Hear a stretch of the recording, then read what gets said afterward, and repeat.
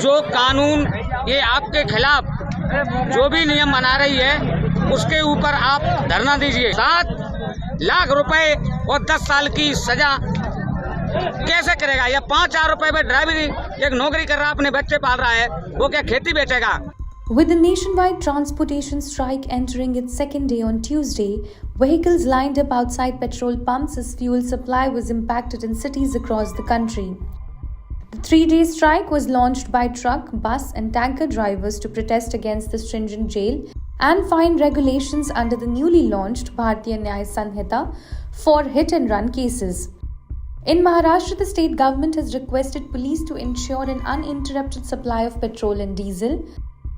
Meanwhile, commuters across states encountered travel inconvenience on Tuesday due to ongoing strikes.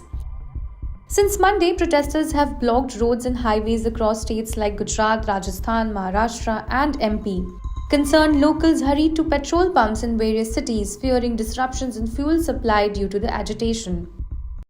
7 lakh रुपए और 10 साल की सजा कैसे करेगा? या 5,000 रुपए में ड्राइवरी एक नौकरी कर रहा अपने बच्चे पाल रहा है, वो क्या खेती बेचेगा? भला किसी के पास इतनी जमीन भी नहीं है जो इतना ये भुगतान करे।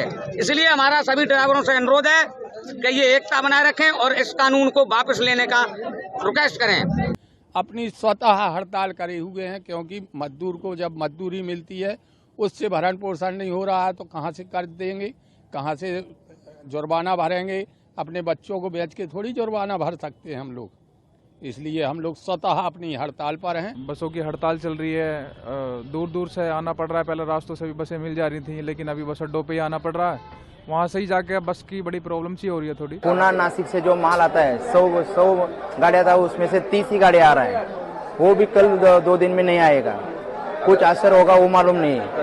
जो जनता को असुविधा हो रही है वो जनता शासन प्रशासन से कहे कि ड्राइवर कंडक्टरों की ऐसी मांगों को वापस दे और ऐसे कानूनी अपराध को माफ़ करे। अगर कानूनी अपराध केंद्र सरकार यह माफ़ करती है तो हम लोग कल ही से जाने को तैयार हैं।